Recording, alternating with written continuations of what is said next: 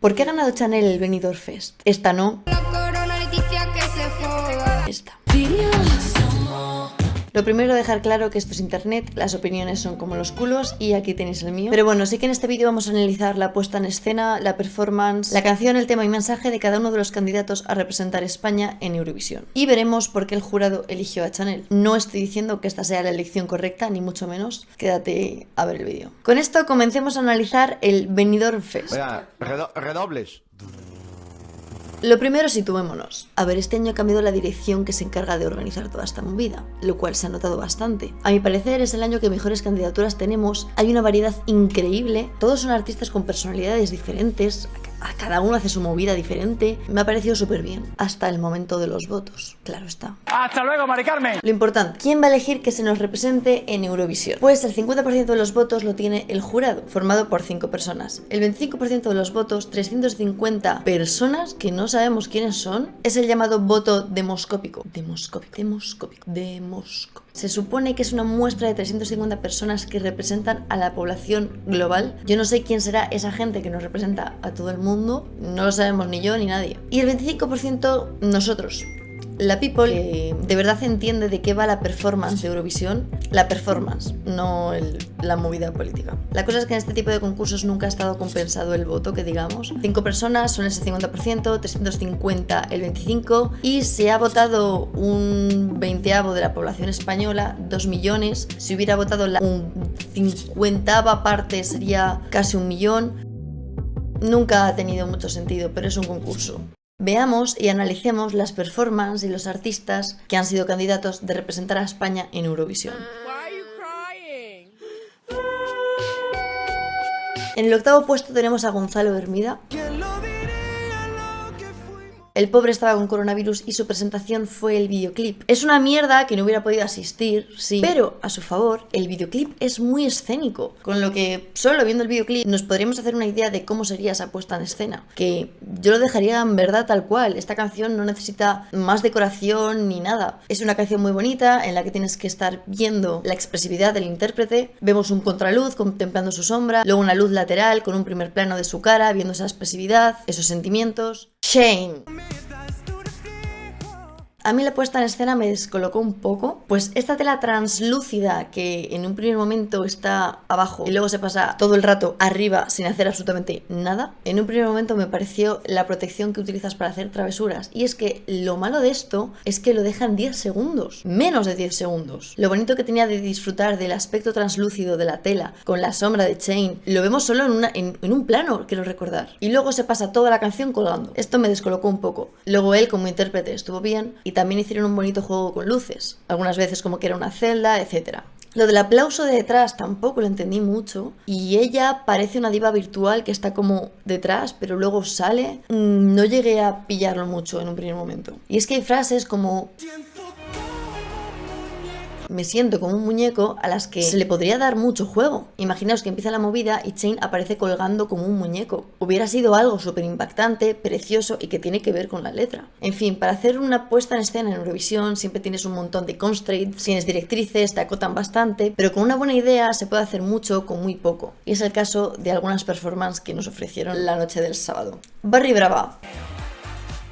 Rafaela. Estos tíos a mí me flipan porque son tela cañeros. Si habéis ido a alguno de sus conciertos, son la caña y te lo pasas bien siempre. Tienen humor y al final el tema de la canción es Rafaela. Para hacer bien el amor hay que venir al sur. Que siendo Eurovisión este año en Turín, hacen un guiño a Raffaella Carrà, que además nos ha dejado hace poco. Artista italiana en general y sobre todo un icono LGBT. Me flipa mucho que este honor se haga una primera escena en blanco y negro y además que ellos se tiñan de rubio.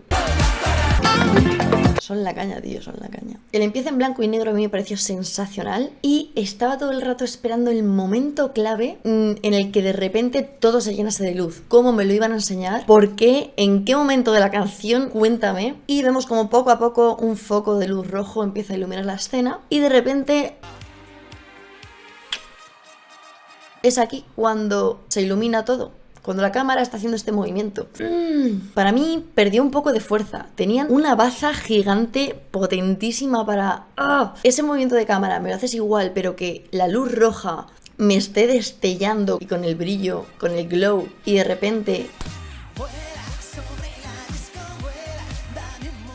cuando entra el estribillo me llenas todo de color, además con esos gráficos puntillistas como de topos, hubiera sido el doble de potente y hubiera sido la entrada que la música tiene de potencia para el estribillo. La coreografía está guay, son ellos tocando como una banda, al final es lo que son ellos, una banda, y me parece genial que sean fieles a su movida. Hubo un pequeño contratiempo y es que el piano estaba como demasiado alto y el pobre no llegaba y yo le estaba pasando mal por esa persona. Pero estuvieron muy bien. O sea, al final cualquier canción de Barry Brava es pasar un buen rato. Y creo que está guay eso, ¿no? Poder ir a Eurovisión, hacer un homenaje y además pasar un buen rato.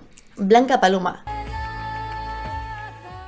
Otra cosa completamente diferente es que ella aborda un tema muy delicado, el asesinato de Lucía Garrido, pero con mucha pasión y lo canta casi como si fuese un himno. ¿Pero por qué Secreto de Agua? Bien, el 30 de abril de 2008, Lucía apareció asesinada en la piscina de Los Naranjos, en Alhaurín de la Torre, Málaga. La hermana de la víctima se vio obligada a hacer justicia, pero a día de hoy sabemos sin saber absolutamente nada. El caso sigue sin resolverse. Paloma define la canción como un quejido que emerge de lo más hondo para desvelar la verdad, como dice el estribillo, para que todo el mundo lo vea. Esto se abarca en su performance. La penumbra inicial con el foco de luz, el agua y su voz es un magnífico empezar para abordar esto. Parece que camina por el agua. Yo soy el secreto de agua. Poco a poco se va llenando de luz, vamos llenándolo de intensidad, al igual que su voz. La performance es perfecta para contemplar la voz, el ritmo, la melodía, la música y para que te sumerjas. Es una puesta en escena que abarcan también canciones como Rosalía en la gala de los Goya 2019. Son muy simples pero muy potentes. Esos claroscuros hacen que sientas la canción. Al final este tipo de escenas ayudan a proyectar el sentimiento, esa voz y sobre todo te ayudan a conectar con el intérprete, que es de lo que van estas canciones.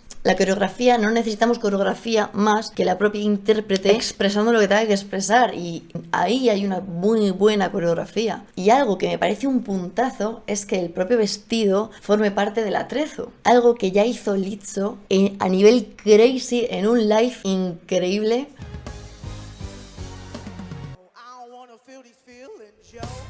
Esto ya es chetarse. Fijaros que esto perfectamente se podría hacer en Eurovisión. Raiden, Calle de la Llorería.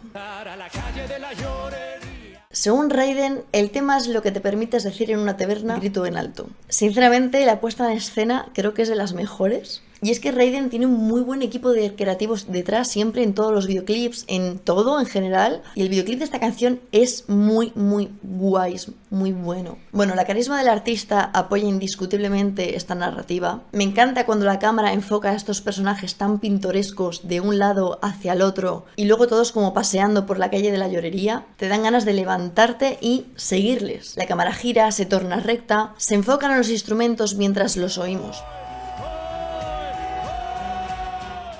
Al final todas las imágenes que vemos desde casa están acompañando los ritmos de la música, tanto que parece incluso que estamos viendo un videoclip. Y es que aquí hay un debate que es muy chungo sacar y que en este vídeo no lo voy a hacer, pero lo dejo. Es que esto tiene mucho que ver con el concepto de performance en general. Una performance no tiene sentido verla desde tu casa. Una performance tiene que ser en vivo y tiene que ser algo irrepetible. Nosotros lo vemos desde casa y lo repetimos 100.000 veces como si fuese un videoclip y los que votamos somos nosotros desde casa. Es por ello que se nota como cada vez se están haciendo muchos más movimientos de cámara, se está indagando más en casi sacar un videoclip de una performance de Eurovisión. Es que el término performance se ha rayado mucho estos años, hermano. Luego más tarde la cámara nos hace formar parte del baile que están bailando, como si fuésemos uno más. Esta canción a mí me parece un caramelito italiani, recuerda mucho a Soldi.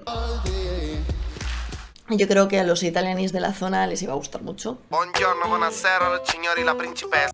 Que conste que una vez dicho esto me parece un reto diseñar por Eurovisión porque cuando haces un videoclip hay muchas cosas que no se ven porque utilizas planos muy cerrados, por ejemplo. Pero en Eurovisión hay planos de todo tipo y es una performance que estás viendo todo y la gente que está ahí imagino que estarán viendo las cámaras yendo de un lado a otro pim pam. Y la coreografía de los cámaras me parece súper guay. Wow. Molaría una coreografía de cámaras con cámaras, ¿sabes? Da igual. En mi cabeza era espectacular. Y vamos con nuestras tan xungueiras. Obvio que eran nuestras favoritas junto con Rigoberta Bandini. Aida, Olaya e Isabela tratan la terra, reivindicando las lenguas cooficiales. El maquillaje inspirado en ella lo tenéis en TikTok. Su música y ellas están llenas de fuerza, gritos y empoderamiento, y es que los colores principales de la puesta en escena fueron el negro y el dorado. Según la psicología del color, que tenéis ahí por aquí el vídeo, estos dos colores juntos son poderío total. El empiece es muy potente, focos laterales, esa terra geométrica así un poco conocuda. Esa oscuridad en un primer momento solo nos ilumina el chico de los tambores, que me parece muy potente y tiene poquísimo protagonismo. La coreografía entre ellas yo no la veía del todo integrada, sí que tuvieron bastantes problemas de sonido, otros directos no los tuvieron, pero sí que me faltaba como algo. Ahora, el vestuario, el maquillaje estaba sensacional y según es la música de fuerte y potente, me faltaba la quemaída, el fueguito, brujas, toda esa mitología, más cosas gallegas. Mira, puede sonar a paranoia, pero yo según escuchaba esta canción pensaba en una aquelarre, como si estuviese con las brujas de Zugarramurdi. Zugarramurdi. Haciendo movidas extrañas, pero pasándomelo en grande, o sea, tampoco me lo imagino como si estuviesen en una cueva, sino libre, porque al final esta canción es pura libertad, me las imagino incluso en una montaña. De hecho, en algunas situaciones se me quedan ellas pequeñas, las hacen un plano demasiado picado, se quedan pequeñas con lo fuertes que son ellas. Si hubieran estado como en una plataforma o arriba, y además que están un poco separadas entre ellas, cuando se juntan y empiezan, como que tenía todo mucho más potencia. Había momentos en los que lo que yo estaba viendo no era lo que yo previamente me había imaginado con la fuerza que tiene la canción. No sé si me explico. Y es que hubo una parte en la que la del medio comienza a bailar junto a los dos chicos que están bailando jotas, que por cierto tienen dorado por el cuerpo, que me parece precioso. Y ese momento fue un momento bastante chulo. Todo esto que estoy diciendo aquí son puntillismos. Al final, esto es enero, Eurovisión es en mayo. Tienen 4 meses para pulir todo esto y yo creo que es posible. Jolín, ya os digo que es que ellas mismas transmiten un montón de fuerza. Cuando se las enfoca a ellas solas con los gritos es potentísimo. Y es que al final el peso de esta performance sobre todo reside en el mensaje. Y están luchando contra esas fronteras del idioma que crean siempre controversia en España. No hay fronteras. Y estas chicas tienen al final la capacidad de aunar esta temática con una actitud increíble. Y sobre todo nunca hemos visto nada así, ni en España ni en Eurovisión. Y me parece una joyita que teníamos. Yo lo que no entiendo, lo que me descoloca del todo, es la puntuación tan baja que da el jurado a Tanxungueiras. Me gustaría saber en qué puntos se basan para dar esa puntuación. Yo analizo el tema de la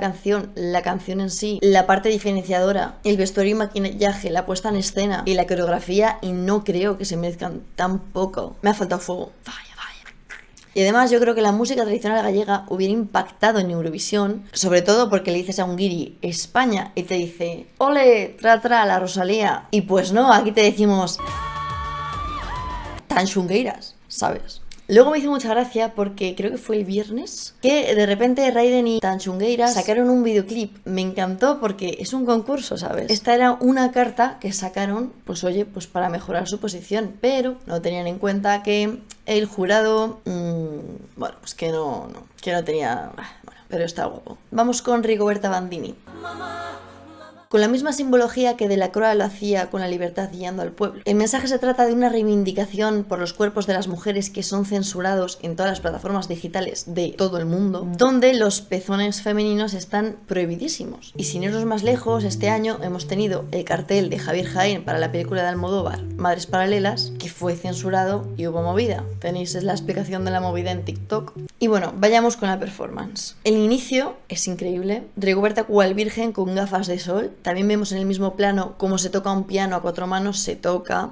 Hacen el guiño a Delacroix, miran para arriba y luego siguen con el yendo hacia un lateral, pero de manera muy dulce y cómica, que te engancha. No sabría cómo calificarlo, pero esperad. En un primer momento yo me identifico mucho más con lo que Arte Pop estaba poniendo en redes sociales que con la puesta en escena en general. Quizás solo es cosa mía, pero va más por la línea de lo que yo me imaginaba en la mente. Al final, la letra de Rigoberta, que me parece una maravilla, está diciendo la belleza del cuerpo femenino a lo largo de toda la historia del arte, de Delacroix. Sin nosotras no habría belleza. Y es totalmente cierto. Podrían haber proyectado un montón de cuadros viendo toda esta belleza femenina. Courbet, El origen del mundo, millones de cuadros con pezones al aire. Y no tan al aire, porque incluso en algunos cuadros también pues se tapaban estos con el pelo. Siempre como que se ha tapado siempre. Y bueno, creo que esta narrativa quizás la tenía demasiado vista de verlo en redes sociales. Hubiera ayudado mucho al público europeo a entender lo que Rigoberta quiere decir. Por cierto, la portada de Manu Beats es Libertad guiando al pueblo, dato.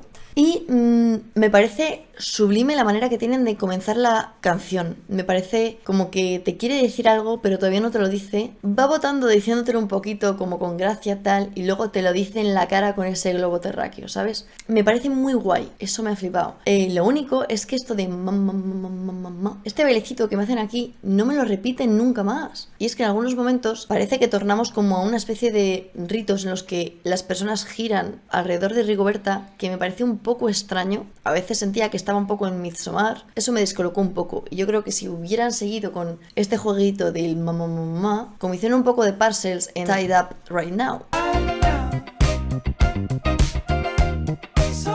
Es el mismo rollito, al final estas son las partes que te enganchan de la canción. Es algo que se te pega y que Europa no se lo iba a sacar de la cabeza. ¿Dónde está mi reveal? Por favor, vale. ¡Oh!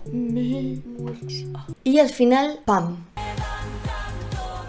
Bombazo. ¿Ves? Es que hasta esta camiseta está censurada. Ese globo terráqueo con la teta es lo que más representa esta canción. Se ha convertido, es buenísimo, porque es que es incluso el icono de Rigoberta Bandini. Ay, mamá, que incluso hay un filtro en Instagram. Me parece que lo tenía todo. Y espero que este globo terráqueo lo vendan en modo altavoces, en los que tú aprietas el pezón, se enciende, aprietas y sube el volumen, no sé. Pero que en verdad sea así de grande y vayas ahí tú con el sound system a la plaza de debajo de tu barrio, ya sabes. A nivel de enganchar, yo creo que es la más potente de todas. Y el mensaje es una realidad de una problemática que vivimos a nivel mundial, porque el 50% de la población estamos censurados.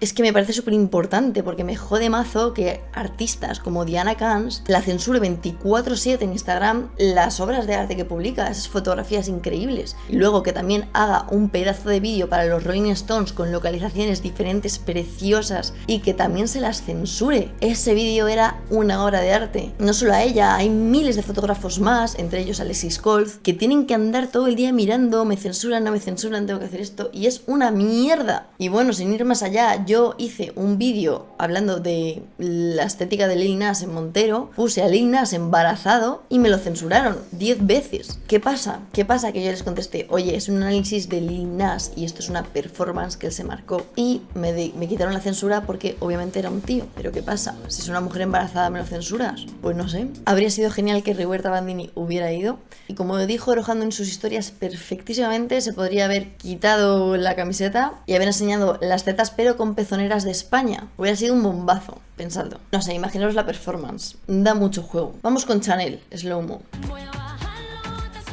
Empieza suave y va subiendo la intensidad tanto de la música como de la coreografía. Juega con las manos y tal para recrear escenas como un espejo. Al final la coreografía es la parte principal de este tema. De Blanca Paloma, por ejemplo, lo principal era el mensaje y su voz, pero aquí es completamente otra movida. Ya os digo, al final todos los candidatos han sido muy diferentes entre sí. En cuanto al escenario, ¿os acordáis en OT cuando veíamos a Ana Guerra como si estuviésemos viendo un musical? O en Nine, el B-Italian. Pero claro, aquí es un plató en el que han construido toda esa dirección de arte, pero básicamente en los tres casos es lo mismo. Ambos tres nos quieren llevar, transportar a un sitio donde hay un espectáculo. Y es básicamente lo que necesita esta canción, no necesita más. Con eso, y con una buenísima coreografía y unos movimientos de cámara bastante bien hechos, ya lo tendrías. Y es que el momento slow-mo fue potentísimo.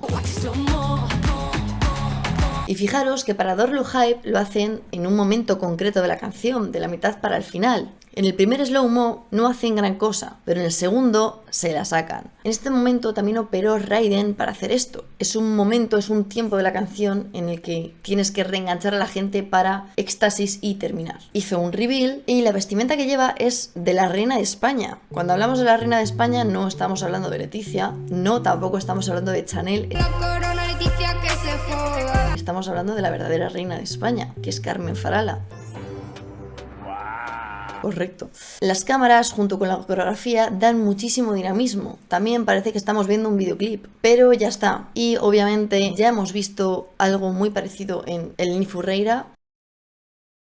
Y el mensaje que está diciendo Chanel con Slow Mo también lo hemos visto bastante. Lo cual no quita que sea malo ni nada. La performance es de las que mejor está, por no decir la mejor en todos los aspectos. Y es casi inmejorable. Luego algo que parece que el jurado no tiene ni en cuenta, bueno, además de no entender la movida de lo que va un poco la performance de Eurovisión y lo que gusta en Eurovisión. De enero a mayo tienen muchísimo tiempo para pulir. Rigoberta Bandini o Tachungueiras tienen un mensaje tan potente, tienen tanta chicha esos temas, esas performances, esas canciones, que se puede extraer ahí de todo y hacer una masterpiece. Slow Mo de Chanel está impecable y poco más creo que pueden hacer para llevarlo más arriba. Creo que está ya increíble. Algo siempre se puede hacer y se puede sacar chicha de todo, eso tenerlo en cuenta. Pero bueno, repito, me gustaría saber en qué basa el jurado sus puntuaciones, que eso es algo que nunca se dice y que me parece curioso e importante. Uno de los problemas de este año, yo creo que nuestro corazón ha estado dividido entre dos candidatas y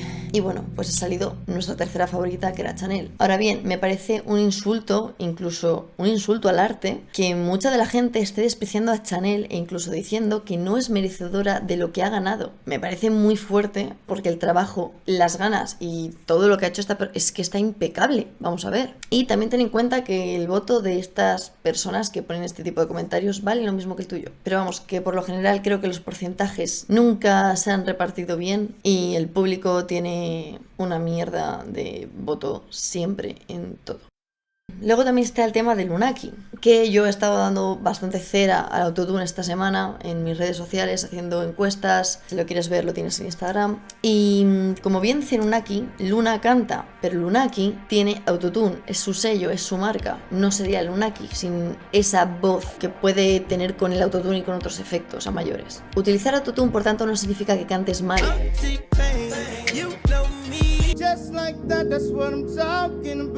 El autotune lleva años en la música. El autotune es un instrumento más.